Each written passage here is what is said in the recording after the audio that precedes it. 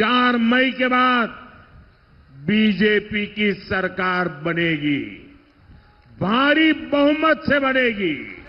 স্বপ্ন দেখেছিলেন নরেন্দ্র মোদী, সত্যি করলো পশ্চিমবঙ্গবাসী। ভোটের ফল মুছিয়ে দিল পরিবর্তন ছিল দরকার। বিধানসভা ভোটে এবার পশ্চিমবঙ্গে বিজেপির জয় জয়কার। আর বিজেপি যখন স্টার মার্কস পেয়ে উত্তীর্ণ, তখন বিধানসভা ভোটের পরীক্ষায় ডাহা ফেল তৃণমূল। মুখ থুবড়ে পড়ল খোদ মমতা বন্দ্যোপাধ্যায়, অভিষেক বন্দ্যোপাধ্যায়ের যাবতীয় ভবিষ্যৎবাণী। আমরা 200-300 পেয়ে যেতে পারি, 226 ক্রস করবো 2026-এ। আগামী দিন বিজেপিকে 50-এর নিচে নামানোর প্রতিশ্রুতি আজকে এই মাঠ থেকে দিচ্ছি। ভবিষ্যৎবাণী মিলল তো নাই, বরং বাস্তবে হলো একেবারে উল্টোটা। বিজেপির আসন কমা দূরে থাক, 200 পার করে ফেলল বিজেপি।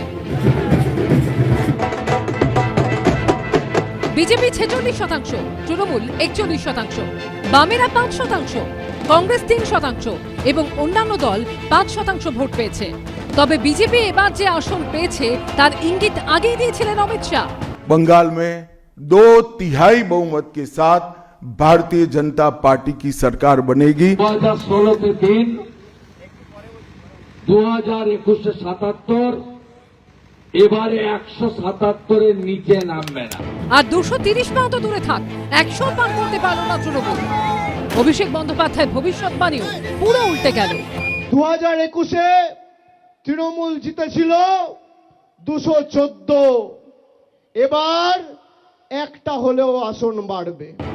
এই পরিস্থিতিতে বিজেপি কটাক্ষের সুরে বলছে, তৃণমূলের যে শীর্ষ নেতারা এতদিন যে কটাক্ষ হুঁশিয়ারি ছুড়ে দিচ্ছিলেন, তারা এবার কি বলবেন? 4 तारीख में रिजल्ट निकलेगा तो देखेंगे, জ্বলবেন আর লুচির মতো ফুলবেন।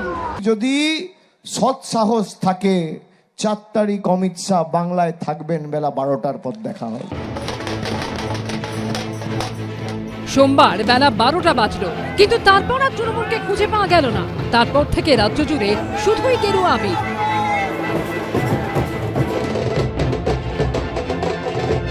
শূন্য মহাশূন্য বলে যে কংগ্রেস সিপিএমকে এতদিন কটাক্ষ করত তৃণমূল, তারাও এবার বিধানসভায় খাতা খুলল। মুর্শিদাবাদের রানীনগর বিধানসভা কেন্দ্র ও ফারাক্কা বিধানসভা কেন্দ্রে জয়ী হলো কংগ্রেস।